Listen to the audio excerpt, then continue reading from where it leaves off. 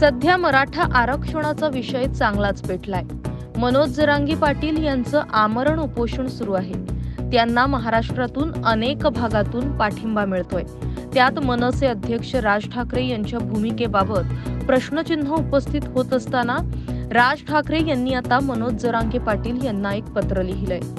प्रिय बंधू मनोज जरांगे पाटील, सस्नेह जय महाराष्ट्र।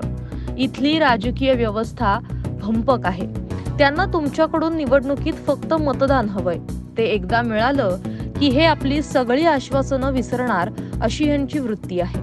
त्यांना तुम्ही ज्या मागणीसाठी उपोषण करत आहात त्याच्याशी काहीही देणं घेणं नाही। अशा खोटारड्या बेफिकीर लोकांसाठी तुम्ही तुमचा जीव पणाला लावणं योग्य वाटत नाही। म्हणून तुमचं उपोषण तुम्ही तात्काळ थांबवावं अशी विनंती करायला हे पत्र लिहित आहे।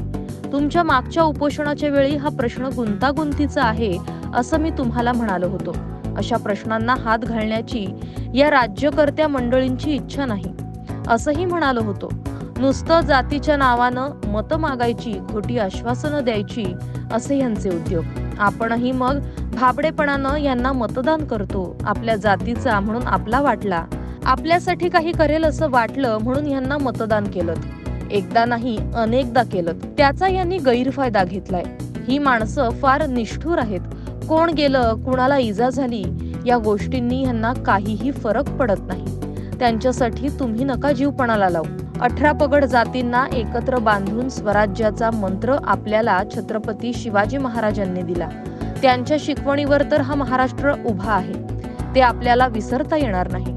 ज्या महाराष्ट्रानं या देशाचं प्रबोधन केलं, विचार दिले, स्वाभिमानानं कसं जगायचं ते शिकवलं, तो महाराष्ट्र जातीपातीच्या विष प्रयोगात सापडला तर महाराष्ट्राचा उत्तर प्रदेश, बिहार व्हायला वेळ लागणार नाही। ज्या ज्या विभूतींनी या आपल्या महाराष्ट्रावर इतकी वर्ष संस्कार केले ते धुळीस मिळायला वेळ लागणार नाही। जातीपातीतलं द्वेषाचं राजकारण आपल्या भविष्यातल्या येणाऱ्या पिढ्यांना देशोधडीला लावणार नाही याची आपण सर्वांनी आत्ताच काळजी घेणं महत्त्वाचं आहे।